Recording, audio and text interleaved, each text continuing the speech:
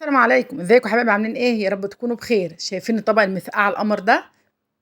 شكله اللهم بارك يعني تحفه جدا. ايه رايكم فيه؟ هنعمل المسقعه. طبق المسقعه دون كله هنعمله كده يعني بحوالي كوبايه من الزيت. كل حاجه بقت غاليه، وطبعا وغير كمان ان الزيت غالي. كمان بنتكلم ان في ناس كتير بتبقى عايزه تاكل مسقعه، بس بسبب الدهون الزياده والزيت الزياده كتير قوي فيها ده ما بتبقاش عارفه تاكلها. هنعمل لكم النهارده بطريقه سهله وبسيطه ومش مكلفه ابدا. تعالوا نشوف هنعملها مع بعض ازاي. بس ايه رايكم الاول في الشكل بتاعها دون؟ شكل تحفه، شايفين ما شاء الله. عايزه اقول لكم البتنجان ده يبدب كده، والبطاطس ما شاء الله يعني مش مستحمل ابدا، شايفين. وشكل طبق المسقعه ما يقولش ابدا ان ده احنا مش قالينه في الزيت، مع ان احنا مش قالينه في الزيت ابدا ابدا. تعالوا نشوف هنعمله مع بعض ازاي بقى. بس قبل ما نخش على الوصفه بتاعتنا ما تنسوش اللايك والشير وتفعيل الجرس. تعالوا نقول بسم الله. هنا بقى احنا كان معانا زي ما انتم شايفين كده، انا كان معايا حوالي كيلو وربع من البتنجان. طبعا الكميه اللي انتوا عايزين تعملوها اعملوها. كان معايا هنا فلفل حامي، لو عايزين تعملوا فلفل رومي برضو انتوا احرار. كان معايا بطاطسايه واحده عشان انا مش بحب البطاطس كتير في المسقعه بصراحه يعني. وكان معايا اتنين فلفل من الالوان. هنا بنقشر البتنجان. انا ما بحبش اقشر البتنجان كله، انا يعني بحاول اسيب فيه كده يعني كام خط كده من بالقشر بتاعها.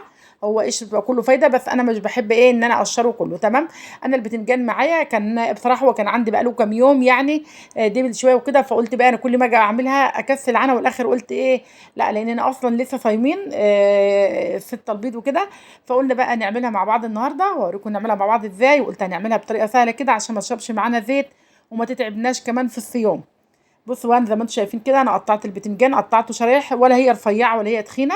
وهنا البطاطسيه انا قشرتها هقطعها. انا في الطبيعي ان انا بقطع البطاطس بتاعتنا بحبها رقيقه جدا، يعني كانها عاملاها شيبسي كده، او يعني سميكه عن الشيبسي، حاجه بسيطه بحبها كده. يعني انا النهارده يعتبر كده خليتها سميكه شويه. انا مش بحب طعم البطاطس المسقعه بصراحه، بس انا بعملها زي ما قلت لكم عشان خاطر اولادي بس بيحبوها فيها. بس كده بوريكم سمكها عامل ازاي، رقيقه جدا.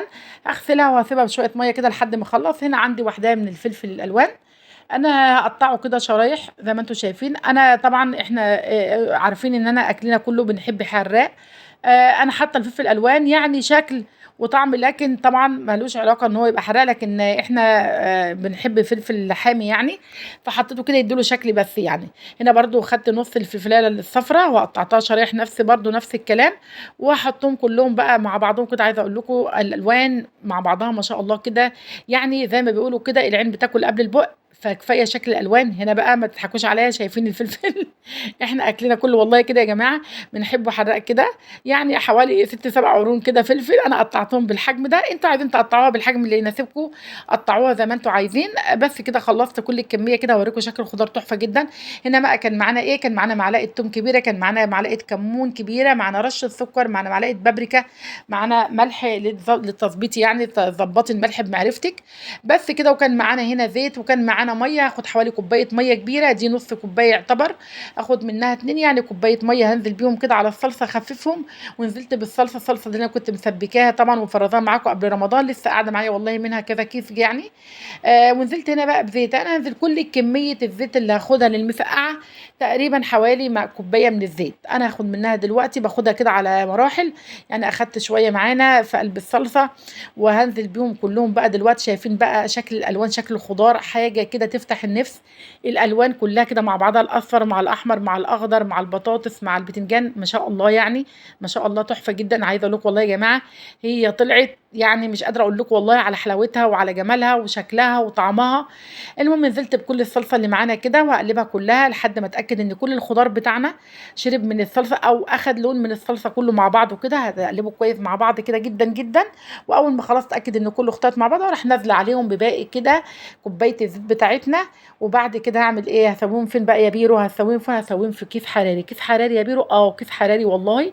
ومش هتاخد حاجه معانا في الفرن، مش هتكلف يعني. وما تقولوش بقى احنا وفرنا من الزيت هنولع الفرن ونخلص نسحب غاز وكده.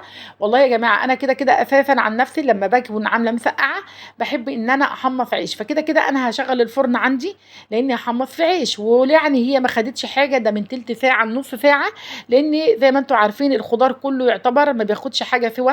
البتنجان بيستوي بسرعه جدا والبطاطس والفلفل، فمش هياخد حاجه على النار. وكمان محطوط فيه الطماطم وزيت وكده، فهيسهل عليك الدنيا. مش هتاخد نص ساعه في الفرن بس هيكون اكلتي حاجه صحيه ما فيهاش دهون كتير ما فيهاش زيت كتير، ووفرتي كمان الزيت.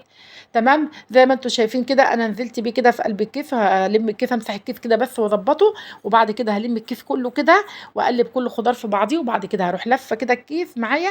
وهنا جاي معاه هو رباط كده، انزل بيه دلوقتي هقفل الرباط بتاعه كويس، بس اهم حاجه اقفلي الرباط كده قفله محكمه علشان ايه ما يتفتحش معاكي في الفرن. ومحدش يقول لي برضو الكيس الحراري برضو مش رخيص، الكيس الغالي الحراري مش غاليه والله. انا جايبه الباكت كله فيه 5 اكياس، جايباه ب 12 جنيه ونص، يعني الكيس ده واقف ب 2 جنيه ونص يعني، ولا اي حاجه خالص يعني. وبس مش مشكله يعني 2 جنيه ونص، اهم حاجه ان احنا ناكل اكل صحي مش هيتعبنا، وبعدين احنا لسه صايمين كمان ما خلصناش ايام الصيام، فاللي هو بقى يعني ايه عايزين ناكل حاجه صحيه ما تعملش معانا حموضه طول الصيام. بقينا بقى زي ما انتم شايفين انا طبعا لازم اديله كام ثقب كده من فوق، او اخرمه كام خرم كده من فوق علشان خاطر ما يفرقعش معانا في الفرن كده. تمام. بس كده احطه في قلب صاج في قلب صينيه اي حاجه. شايفين الشكل والله تحفه جدا. طبعا انا مشغله الفرن وهدخله دلوقتي الفرن تحت على الصاجه خالص تحت خالص كده، وهسيب بقى الفرن شغال. هياخد معايا زي ما قلت لك كده يعني من نص او اقل من نص ساعه كمان. الكيس زي ما انتم شايفينه كده اهو، شايفين الصاج ما فيش اي حاجه ولا اتبهدل ولا اي حاجه خالص. هفتح الكيس كده بس خدوا بالكم عشان بيبقى البخار فظيع يعني. هنا بقى هنزل كده بالخضار بتاعنا كله او المسقعه بتاعتنا في قلب الطبق، بس خدوا بالكم سخن جدا جدا. شايفين بقى ما شاء الله، شايفين اللي يشوفها عمره ما حد يقول ان دي ابدا ابدا مش مقليه. شايفين الخضار بتاعنا كله مستوي مستوي زبده كده.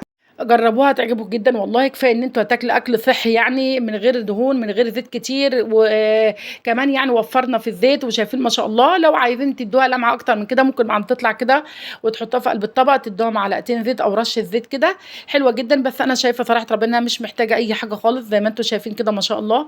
شايفين حاجه كده تحفه تحفه تحفه. جربوها هتعجبكم جدا والله. ولما لما لو جربتوها يا ريت تعرفوا. بص انا بوريكم، بصوا البطاطسيه ما فيش والبتنجانه ما شاء الله يعني كله ما شاء الله كده حاجه كده والله بسيطه وسهله، ما خدش معانا اي حاجه خالص، ولا ذروه مواعين ولا آلية ولا دخان ولا اي حاجه خالص. ايه رايكم في الشكل بيتكلم لوحده اهوت؟ لو عجبكم الوصفه بتاعتنا النهارده والفيديو بتاعنا عجبكم النهارده يا ريت ما تنسوناش في اللايك والشير وتفعيل الجرس، ويا ريت تقولوا رايكم في الكومنتات ودعوه حلوه من القلب كده. والسلام عليكم ورحمه الله وبركاته.